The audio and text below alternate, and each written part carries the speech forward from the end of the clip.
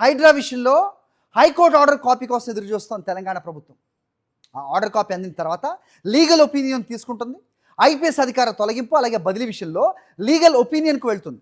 మరోవైపు division bench సుప్రీంకు వెళ్లే ఏర్పాట్లు చేయాలని ఏజీని ఆదేశించిన ప్రభుత్వం హైడ్రా పనితీరుపై సమగ్ర నివేదికను సిద్ధం చేసింది.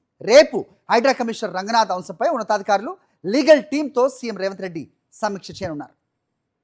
రైట్, మరింత సమాచారం మా ప్రతినిధి శేఖర్ రెడ్డి తెలుసుకుందాం. శేఖర్, హైడ్రా ఇంట్రడ్యూస్ చేసినప్పటి నుంచి కూడా ఏదో ఒక విమర్శలు వినిపిస్తూనే ఉన్న పరిస్థితి మనకు తెలుస్తోంది. చాలాసార్లు హైకోర్టు ముట్టికాయలు వేసిన పరిస్థితి కూడా అయినా కూడా ప్రభుత్వం వెనక్కి తగ్గని సిచ్యువేషన్ అయితే ఇప్పటివరకు చూస్తున్నాం. సో ఇప్పుడు తర్వాత పరిణామాలు ఏముండబోతున్నాయి, వాట్ నెక్స్ట్ అంటే ఏం చెప్తారు?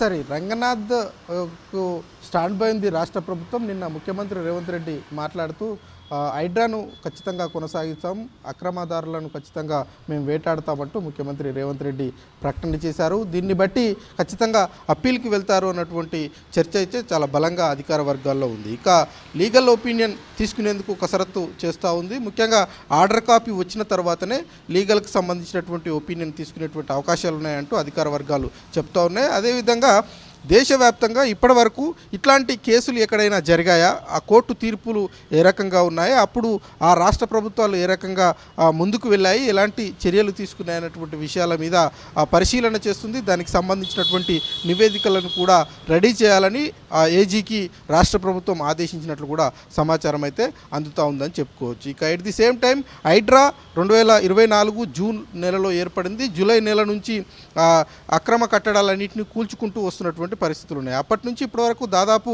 హైడ్రా మీద 700కు పైచిలకు కేసులున్నాయి. కంటెంప్ట్ ఆఫ్ కేసులు దాదాపు 63 రంగనాథ్ మీద ఏర్పడినటువంటి సిచ్యువేషన్స్ ఉన్నాయి. ప్రతి కేసును క్షుణ్ణంగా పరిశీలన చేయాలని, ఎలాంటి కేసులలో కంటెంప్ట్ పడిందన్నటువంటి విషయం మీద కూడా ఒక నివేదికను తయారు చేయాల్సిందిగా అధికారులను రాష్ట్ర ప్రభుత్వం ఆదేశించింది. ఈరోజు సాయంత్రం ముఖ్యమంత్రి రేవంత్ రెడ్డి హైదరాబాద్ వస్తూ ఉన్నారు. వచ్చిన తర్వాత ఈరోజు సాయంత్రం కానీ రేపు కానీ ఉన్నతాధికారులతో సమీక్షా సమావేశం నిర్వహించిన తర్వాత ఆ కోర్టు ఆర్డర్ పరిశీలన చేసి రెండింటిని చేసిన తర్వాత అధికారిని మార్చాలా, లేదంటే లీగల్ ఒపీనియన్లో భాగంగా సింగిల్ బెంచ్ ఇచ్చినటువంటి తీర్పు కాబట్టి దీని మీద డివిజన్ బెంచ్కి వెళ్ళాలా, లేదంటే సుప్రీంకోర్టుకు వెళ్లాల్సినటువంటి అవసరం ఏమైనా ఏర్పడుతుందన్నటువంటి విషయం మీద ఫైనల్ డిసిషన్ వచ్చేటువంటి అవకాశాలు అయితే కనిపిస్తూ ఉన్నాయి. ఇప్పటివరకు మనకంతున్నటువంటి సమాచారం మేరకు రంగనాథ్కు అండగానే రాష్ట్ర ప్రభుత్వం ఉంటుంది అన్నట్లుగానే సంకేతాలను అయితే పంపుతుంది. మరి ఆర్డర్ కాపీలో ఎట్లాంటి సెక్షన్స్ మెన్షన్ చేశారు, ఐపీఎస్లు ఐఏఎస్ల మీద బదిలీ చేసేటువంటి చేయాల్సిందిగా